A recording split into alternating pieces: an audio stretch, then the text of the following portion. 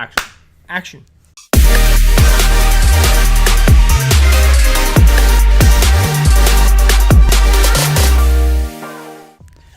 What's going on, guys? Welcome to the fifth episode. Yes, fifth episode of the Content Creators Podcast. Is this fifth?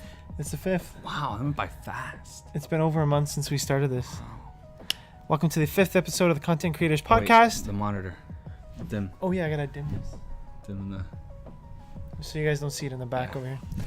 So, fifth podcast. Last week we talked about the short film. And there are so many. I think There are so many, Short and- film went good. Yeah, and it's up there. Hope you guys watched it. Just type in airdrop on YouTube. And Airdrop Film Riot and Film Show short film. And then my YouTube will come up. And Yep. that is the short film that we made. And talking about short films, just going to do a little topic. DJ actually brought up a good point that I think we're going to do a short film every week. We're gonna try to do one every single week. And I Actually, think- we should try to do one on each of our profiles every week. Ooh. So you're the actor in mine, and I'm the actor in yours. Yeah, you're always acting. I'm not gonna. You have more of the face though. No, I got the double chin.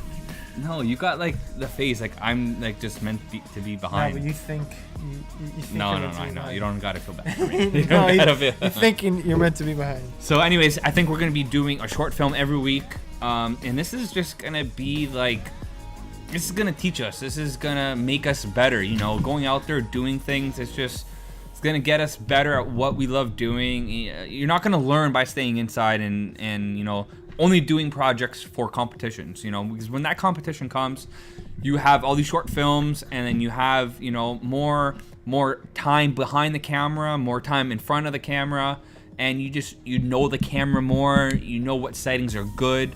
It makes you a better camera operator and actor in this case. I'm getting better. I've better.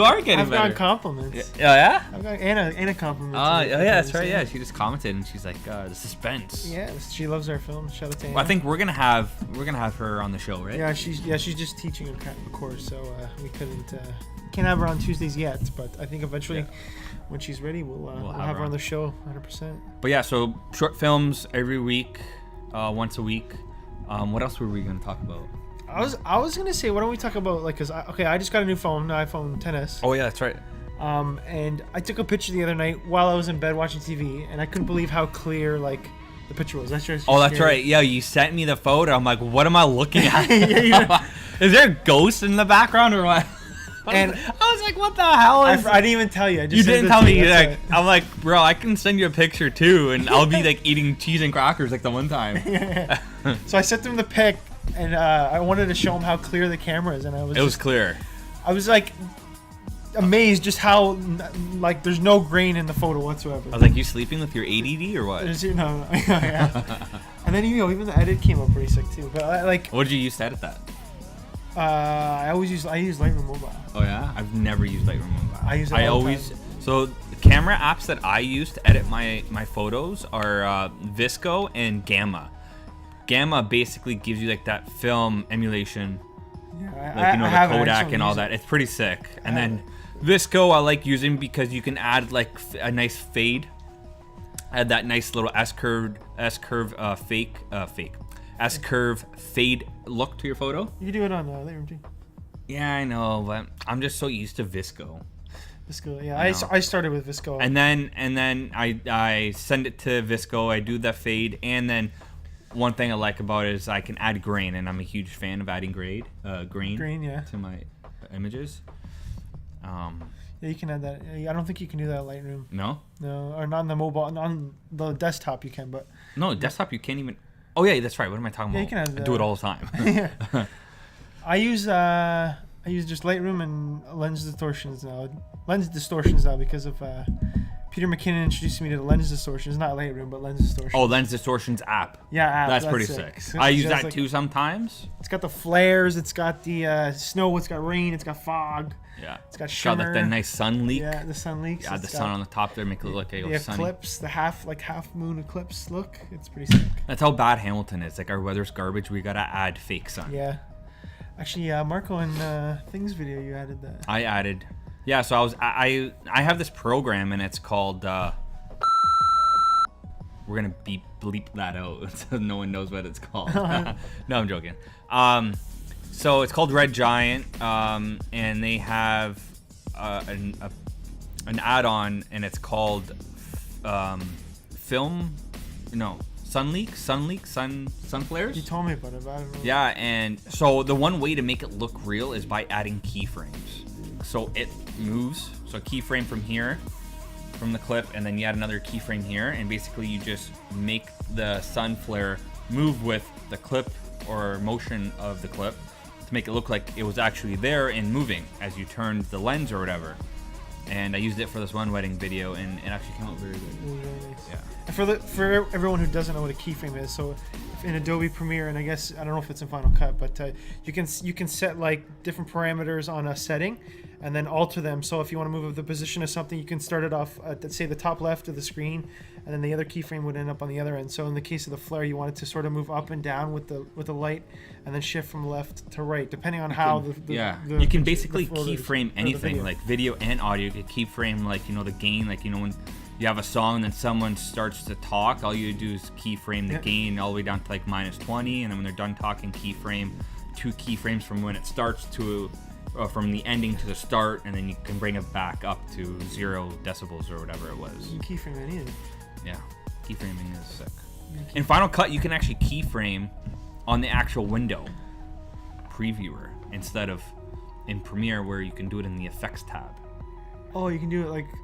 And it actually shows you the green keyframes. Well, this was in Final Cut like Pro Studio 3. 3 or 7. Or whatever, a long time ago. But it's the first one you got, right? that was the very first editing program. It was a 3 then. You said, I think you said it was 3. Well, there's Final Cut 7, and then there's Final Cut Studio 3.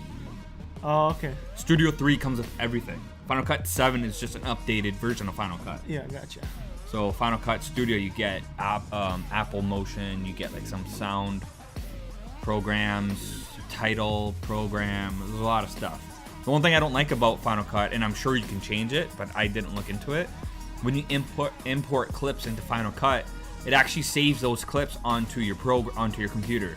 So you're using up a lot of space. I remember I did 3 videos in Final Cut last year, and I had no hard drive left. And I was like, where? And then Final Cut had 70 gigs. Oh my gosh. And I was like, I have to hurry up and do these wedding videos and then delete this file. And then I actually deleted Final Cut, and then I was using Final Cut and Adobe at the time, just trying to find, like, the sweet spot of what I liked better. And then obviously Adobe. But now recently, because actually we're shooting this video on the Ursa Mini 4.6. We didn't even mention that. Yeah, so we're shooting this on the 4.6 in 2K resolution. 4K is kind of overkill. 2K resolution, and so basically, so what this camera does, it shoots in RAW. It shoots in 3 different types of RAW format. So lossless, which is uncompressed lossless, and then 3:1, and then 4:1, and those are different type of formats. Not formats, different type of compressions, basically. And they're still going to hold a lot of info, but the lossless is going to be more info, but it's going to be taking up more space. So you need a lot of storage. And I think on a 128 gig CFast card, 4.6K, I think you have like 7 or 9 minutes. Oh my, that's it? Yeah. But I got 3 CFast, so I got 21 minutes. But that's 21 minutes of like heaven footage. What are we at? We're at like, I don't even know where we're at right now. We got tons of time. We're only at 8 minutes and 40 seconds. So as I was saying, yeah, so that's what we're shooting on right now. So it'll look more cinematic, for sure. Yeah, the RAW, but we're only shooting this in ProRes, so I mean, we're not doing that overkill. So, but yeah, so you do need a lot of storage, and they came out with this thing a while back where you can hook up like a dummy CFast to an SSD, so you can just record on like a 256 gig solid state drive instead of getting $700 CFast cards. Can you do hard disk or just solid state drives? Just solid state, because hard drives aren't fast. I don't write fast. No, solid states are faster, but the one thing is you need power to power up these solid state drives. So you can get like this power pack that goes onto the V mount of this. That's crazy. Yeah. They're so expensive, solid state drives. I don't know why. Like the technology. I would do an SSD over the CFast any day. Oh yeah. The Sony CFast card I have is like almost $600. That's crazy. And it's a 128. Sony in this one? No, I'm using the one that came with the camera, which is faster than the Sony one I bought. Oh yeah, you told me that you were Yeah, surprised. I haven't even heard of this CFast brand that came with it, but there's no drop frames, so like that's crazy. So back on topic with the Resolve program. So you need DaVinci Resolve to edit 4K, or no, to edit RAW. Adobe Premiere won't edit RAW footage. The only type of RAW footage it'll edit is the lossless, which you need a faster computer because the files are just huge. So DaVinci Resolve edits 4K RAW footage super smooth. I tried editing on my iMac and it almost seemed like it was only 1080p footage. It was just like, wow, this is amazing. And it's the codec probably, right? I don't know what a DaVinci does, but it's like heaven on editing. But yeah, so the short film that we shot, that was all 4K 4:1, and edited in DaVinci Resolve, which I think I'm starting to get more familiar with. DaVinci Resolve is basically more for like a color grading purpose, but you can edit as well, and it's almost like Premiere, but they have their ups and downs, I guess. I gotta use Resolve. I'm starting to like Resolve actually, and I'm probably gonna edit this video in Resolve. So, and what this camera also does is it shoots in ProRes, 4.4, 4.42, which are like Apple codecs, I think. I don't know. I don't know if that's correct. That's easy to say. But they're like QuickTime or Apple codecs, which Apple likes using. So even shooting 4K or 4.6K, like top-notch quality in 4.44, it's still super smooth. It's actually smoother than editing some like 1080p footage on the Canon 1DX or even the GH5. I think I gotta upgrade my. I was doing some tests today and I was just like, wow, this is so smooth. I gotta upgrade my program. Yeah. I actually just upgraded the Premiere to 2019. Yeah? I gotta upgrade mine. No big. I don't see a difference. I want to do like a full clean. Well, I wonder if it'll handle 4K footage better. Your MacBook? Actually, we can try this out. We'll try it on your computer. Right now, it won't. Definitely not. Why? Because of my, I can't even do 4K off of my drone right now. Yeah, but it's like I said, it's the codec that this is good. Oh, okay. It's the ProRes codec. That's why. Okay. So we can try, and then we'll try it, yeah. Who knows? You might want to buy one. I'm not ready yet for that. I gotta get a. So. Okay, so yeah, go. I didn't even do the mobile photography. So like. Oh yeah. We were, like I said, like I was so amazed by the picture, and like I was telling Pete, like I'm getting scared of what's to come in the future. Like, are there gonna be any like cameras that are like for filmmaking? Because the one thing that I think that it lacks, like phones lack, is like the real depth. Yeah, like it's a digital depth that like the Apple iPhone offers, and like in the portrait mode. And like not the codec, but like more of the bit ratio. It's like when you color it, it doesn't really the colors don't really stick to the image. I think it's 10-bit. When you shoot DSLR, the colors are a lot better. Like the color space, and I don't know. You're able to do more. How many megapixels is your camera? 12, but they're bigger pixels, so they're not as like. Oh really? Yeah, they're not as. I don't know how to explain it. I like Apple stuff, but I just don't even know how to explain. Like, so Apple, when you have megapixels is essentially like a lot of pixels in one big pixel. I think it's 1,000 pixels or something. Yeah, something like that. Or depending on the ratio of pixels within that pixel, you can is the megapixel, right? So they're bigger pixels, so there's not a lot of pixels. There's like ask me other stuff, less. I'll know. I won't know this stuff. Yeah. It's but yeah, the iPhones are crazy. Like yours is good. Yeah, mine's okay, but yours, like we shot like on the new iPhone 10XS or what's it called? 10S. 10S. Yeah. Like you can control the depth of field. The depth, like the f-stop. Like you can shoot it at an 8, you can change it to a 1.8, and it's just like you can actually do it in real time too. Look, watch this. Oh, you can? Oh, right there. So I can control her here. Oh, you can even do it in that camera? Yeah. Oh, well, that's crazy. Damn, look at that pic. Let's see how it goes. Look at that. Delete. Hey. Yeah. We're posting that on the podcast page. Podcast behind the scenes. Behind the scenes. So yeah, so that's basically all we wanted to talk about is get out and shoot. It's gonna what's make you better. iPhones are taking over the world. So guys, if you're interested in like filming and you don't have a camera, just use an iPhone. They say the best moments are captured with what's in our pocket. Yeah, it's so quick. It's said. I don't know, but it's the quickest for sure. When you run home, get your DSLR and drive back. You always have your saying like that. Like the best moments are the ones that are kept in her. I don't know. We kept in her pocket. Something like that. You get what I'm saying. So this is in her pocket. If not, that's gonna be the new saying for. And that's why they're coming out with smaller cameras. Yeah. Cameras are getting smaller and smaller. Put them in your pocket. If you've seen the size of this camera that we're shooting on right now, it's like. It's like 3 of my heads. Yeah. No, 2 of my heads. And a small little lens. A small little lens, yeah. But yeah. So we're probably gonna go out and shoot a little short film right now, maybe. Yeah. What time is it? It's only 9:28. Oh. I'm not going to the gym. Yeah, so you said. I'm not. Says that every time. I'm not going. Every time we do these, I'm like, I'm gonna go to the gym, and then now I'm not going. Yeah. I'm relaxing. I went to like 4 or 5 days in a row. Did you?